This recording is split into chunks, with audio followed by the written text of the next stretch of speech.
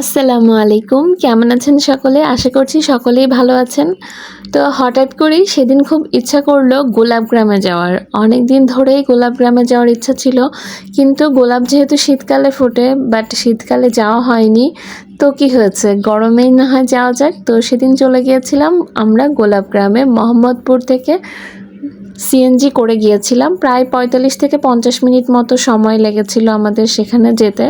তো আমরা ওখানে পৌঁছানোর পরেই ঢুকতেই বিভিন্ন ধরনের ফুলের দোকান আমরা দেখতে পেলাম এবং সেখানে ফুলের তোড়া পাওয়া যাচ্ছিল, সিঙ্গেল ফুলও পাওয়া যাচ্ছিল এবং ফুলের যেই টায়রাগুলো মাথায় দেওয়া হয় মুকুট, সেগুলোও পাওয়া যাচ্ছিল। তো আমার হাজব্যান্ড আমার ননদকে একটা মুকুট কিনে দিল আমার সেখান থেকে। তো সেটা বোধহয় ৫০ টাকা করে পড়েছিল পার পিস।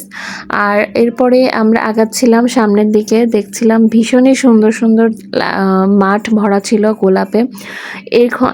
এক পর্যায়ে আমরা দেখতে পেলাম সেখানে অনেক ধরনের আচার সেল করা হচ্ছিল। আচারগুলো বেশ ভালোই লাগছিল দেখতে। আর তার পাশেই বিভিন্ন ভাজা পোড়া একজন বিক্রি করছিল। তো তার পাশে ছিল গোলা আইসক্রিম, যে গোলা আইসক্রিম সেটা বিক্রি করা হচ্ছিল এবং অনেকেই ওখানে গোলাপ ফুলের তোড়া প্লাস সিঙ্গেল গোলাপ সেগুলো বিক্রি করছিলেন। আর আমার কাছে তো খুবই ভালো লাগছিল এত তাজা তাজা গোলাপ ফুল দেখে। আর এইভাবে যে সামনাসামনি গোলাপ চাষ দেখবো, এটা আসলে অনেক দিনের একটা স্বপ্ন ছিল। যদিও এখন শীতকাল না, গরমকালে গোলাপের ফলনটা কম হয়, তবুও আমার কাছে ভীষণই ভালো লাগছিল সেখানে গিয়ে। এই তো আমার ছেলে সারতাজ, মাশাআল্লাহ বলবেন অবশ্যই সবাই।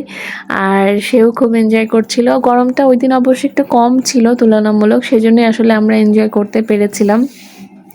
আর এই তো দেখতে পাচ্ছেন মাঠ জুড়ে শুধু গোলাপেরই চাষ, যেদিকেই তাকাচ্ছি সেদিকেই গোলাপ। আমরা এখানে একটা গোলাপ বাগানে ঢুকলাম। এখানে পার পারসন ৫০ টাকা করে নিচ্ছিলেন তারা একটা বাগানে ঢুকে কিছুক্ষণের জন্য ফটোশ্যুট করার জন্য। তো আমার হাজব্যান্ড ড্রোন শটও নিচ্ছিল আমার শ্বশুর আব্বার সাথে। আর দেখতেই পাচ্ছেন যে এখানকার তাজা তাজা গোলাপগুলো দেখতে কতটা সুন্দর লাগছে। মাশাআল্লাহ, আল্লাহর কি অশেষ সৃষ্টি এই গোলাপগুলো। আমার তো পছন্দের ফুলের মধ্যে গোলাপ খুবই একটা পছন্দের ফুল।